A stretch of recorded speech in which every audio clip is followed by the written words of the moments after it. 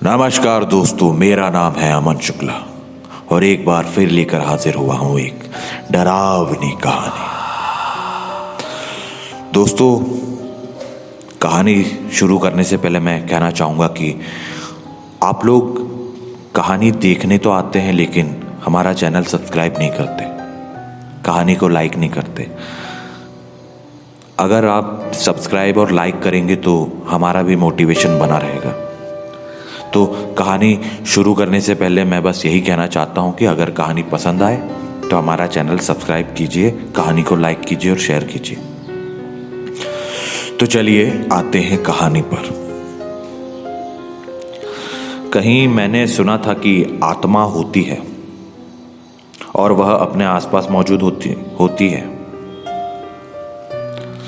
दोस्तों, यह बात लगभग 15 साल पुरानी है। हम समस्तीपुर गांव में रहने के लिए आए थे। ऐसे में यहाँ एक किराए के मकान में रहने वाले थे। पिताजी की नौकरी के लिए हमें हमेशा नई नई जगह पर जाना पड़ता था और हमारे पिताजी शिक्षा विभाग में कार्यरत थे। नया गांव, नए लोगों से मिलने का अवसर हमें हमेशा मिलता रहता था। यह गांव भी कुछ बहुत बड़ा नहीं था। बीच में गांव और आजू बाजू सारे खेत थे। गांव हाईवे से कुछ 4-5 मील की दूरी पर था। सभी यहाँ किसानी करते थे। यहाँ एक स्कूल था जिसमें मैंने दाखिला लिया। यह स्कूल गांव से बाहर था, खेतों के बीच में ही था वो। हम जब से इस गांव में रहने आए थे तब से भूतों के बारे में बातें हमेशा से ही सुनने को मिलती थी, पर कभी देखा नहीं था, इसलिए हम भी उसको मजाक में सुन लेते थे। अब ठंड चालू हो चुकी थी। गांव छोटा गांव होने से लोग जल्दी खा के सो जाया करते थे। कुछ लोग रात को आग जलाकर रखते ताकि घर को गर्म रख सके। वैसे उस वक्त स्मार्टफोन और नहीं थे और ना ही इंटरनेट था। लोगों के पास टीवी के अलावा कोई दूसरा साधन नहीं था मनोरंजन का। वो अमावस की रात थी। हम भी जल्दी खा के सोने जा रहे थे, तभी बाहर शोर सुनाई दिया। लोग खेतों की तरफ भागने लगे। हम भी पीछे गए। तभी हमारा मकान मालिक आया और बोला, बाबू कोई गहरा संकट आने वाला है। पिताजी बोले, क्यों, क्या हुआ वहाँ? मकान मालिक बोला, बाबू तुम पढ़े लिखे हो ना, नहीं समझ पाओगे, विश्वास नहीं होगा तुमको। तभी वहाँ किशन राम आया। किशन राम मकान मालिक के खेतों पे काम करता था। आके बोला, पुजारी ने सपने में कुछ देखा और सारे गांव का चक्कर लगा रहा है। सारे गांव को मंत्रों से बांध दिया है उसने। मेरी तो नींद ही उड़ गई थी। क्या ऐसा भी हो सकता है? मतलब मंत्रों से गांव को बांधना सुनने में भी अजीब लगता है, लेकिन बाहर आकर देखा तो ना मानते हुए भी यकीन करना पड़ा। देखा कि दूर खेतों में से जलती आग जा रही थी। सब लोग डरे हुए थे, न जाने कल क्या होने वाला था। हम सब वापस घर लौटे, पर मन में एक ही सवाल था कि ऐसा क्या हुआ कि पुजारी को ऐसा करना पड़ा। सुबह सब मंदिर गए तो मैं भी गया। मंदिर के दरवाजे पे देखा कि पुजारी के पास कुछ लोग बैठे हैं। पुजारी बार बार पूछे जाने पर एक ही बात कह रहा था, स्कूल स्कूल स्कूल। इसका क्या मतलब है? यही सवाल था सबको। अभी लग रहा था कि पुजारी नहीं बचेगा। डॉक्टर को बुलाने को ही गया था, पर तब तक देर हो चुकी थी। पुजारी नहीं रहा। उसका कोई सगा तो था नहीं, इसलिए कोई उसको देखने आने वाला नहीं था। तो सब ने मिलकर उसका आखिरी संस्कार भी कर दिया। उसका क्रियाकर्म करके सब वापस घर पहुंचे तो शाम हो चुकी थी। सबको एक ही सवाल खाए जा रहा था कि स्कूल का क्या मतलब है जो पुजारी बोल रहा था। ये जो पुजारी था काफी ज्ञानी था। लोगों की बीमारियां जड़ी बूटी से ठीक करता था। कुछ एक लोगों के भूत भी भगाए थे, ऐसा सुना था। इसलिए पुजारी की बात सब मन में ले रहे थे। उसने जो किया था गांव के भले के लिए किया था। दिन बीतते गए और पुरानी बातें सब भूल कर अपने काम में लग गए। गर्मी के दिन थे। शाम को स्कूल में साहब लोगों की पार्टी थी। मेरे पिताजी भी जाने वाले थे। मैं उनके साथ गया था ड्राइवर बन के। हाँ, पिताजी को बाइक चलानी नहीं आती थी, तो कहीं जाना हो तो मुझे साथ ले जाते थे। रात बहुत हो चुकी थी। हम सब खाना खा के वहाँ से निकले। चलते चलते किसी ने पुजारी की बात छेड़ दी। सब ने उस बात को टालते हुए और खाने की तारीफ करते हुए अपने अपने घर की तरफ चल दिए। सुबह जल्दी उठना था स्कूल के लिए, सो मैं भी जल्दी सो गया।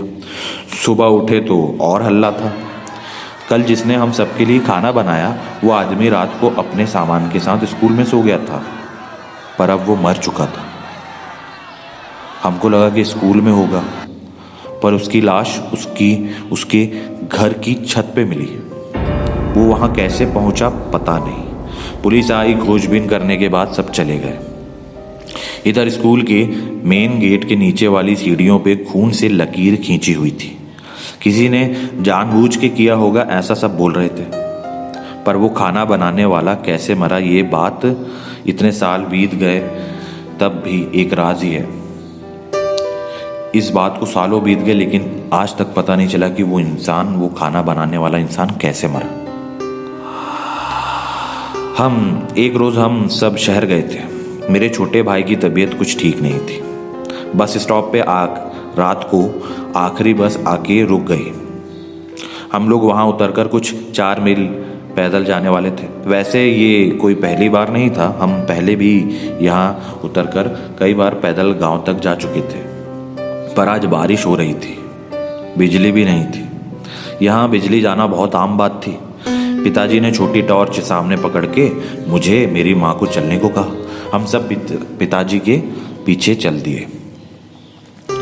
अमावस की रात थी और मुझे याद है जब पुजारी मरा था वो भी अमावस की ही रात थी। कहते हैं कि अगर अमावस की रात और रात की कुछ घड़ियों का बहुत गहरा संबंध होता है। इसी में भूत प्रेत पिशाच बहुत ताकतवर होते हैं।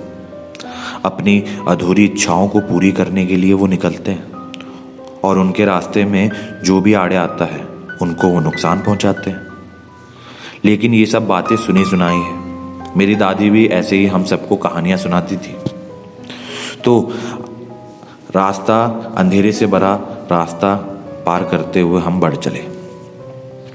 रास्ता कीचड़ से भरा था। शायद रास्ते का काम चालू था। स्कूल आते ही पिताजी चौंक गए। माँ ने पूछा, क्या हुआ? पिताजी धीरे से बोल। ले। पिताजी धीरे से बोले, वो देख, आवाज मत कर।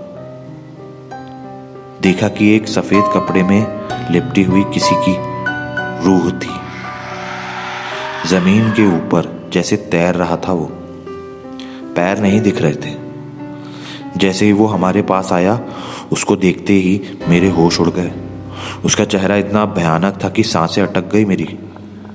माँ पिताजी साथ में थे इसलिए शायद मैं होश में था, वरना मैं तो मर ही गया होता। लगा कि हम सब अब मरने वाले हैं। पिताजी माँ भगवान का नाम ले रहे थे। छोटा भाई रो रहा था और मैं भी। कुछ समझ नहीं आ रहा था। हम आगे जाने की कोशिश कर रहे थे कि यहाँ से जैसे तैसे भाग जाएं, पर जा नहीं पा रहे थे। हमको बांध दिया था वहाँ। हम सब चीख रहे थे, पर उस अंधेरे में हमारी सुनने वाला कोई नहीं था। आगे जैसे मौत दिख रही थी। थोड़ी देर में हमारी चीखें भी निकलना बंद हो गई। अचानक सब शांत हो गया था और बिजली आ गई। रास्ते की बत्तियां जल चुकी थी। हम सब की जान में जान आई। शायद भगवान ने हमारी सुन ली थी। वैसे ही वो आत्मा स्कूल की तरफ चली गई। हमने भगवान का शुक्रिया अदा किया और वहां से गांव की तरफ चल दिए। गांव में पहुंचते ही सारी हकीकत मकान मालिक को बताई। लोग भी जमा हुए थे। शायद हमारी मौत नहीं आई थी इसलिए हम सब बच गए थे। भूतों के बारे में कोई बताए तो सब उन पे हंसते हैं। यकीन कोई नहीं करता। वैसा ही हाल आज हमारा था। हम सबको सब कुछ सच सच बता रहे थे, पर कोई हमारी बातों पर विश्वास नहीं कर रहा था। कोई हंस रहा था और कोई हम सबको डरपोक कह के मन ही मन मुस्कुरा रहा था। लेकिन जो हमारे साथ हुआ वो हम ही जानते हैं। अगले ही साल मेरे पिताजी का वहाँ से तबादला हुआ, पास के शहर में। हम सब ने सामान बांधना चालू किया। मेरे सारे पुराने दोस्त मुझे अलविदा कहने आए थे। रोते हुए मैंने सबको अलविदा कहा और सामान से भरी गाड़ी वहाँ से निकल पड़ी। हम सब ने उस स्कूल को आखिरी बार गाड़ी से ही देखा और उस जगह को भी जहाँ हमारे साथ वो घटना हुई थी। हम सब ने अपनी आंखों से मौत को करीब से देखा था। वो रात हम जब भी याद करते हैं तो आज भी हमारे रोंगटे खड़े हो जाते हैं। तो दोस्तों, अगर आपको ये कहानी पसंद आई हो तो हमारा चैनल सब्सक्राइब करें, कहानी को लाइक करें और शेयर कीजिए और बने रहे मेरे साथ। मैं हूं आपका दोस्त अमन शुक्ला और लाता रहता हूं डरावनी कहानियां।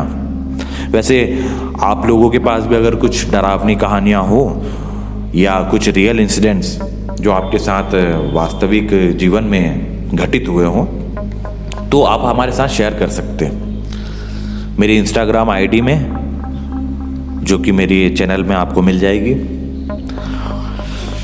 तो दोस्तों, बने रहे मेरे साथ। आगे फिर मिलेंगे नई डरावनी कहानी के साथ। धन्यवाद।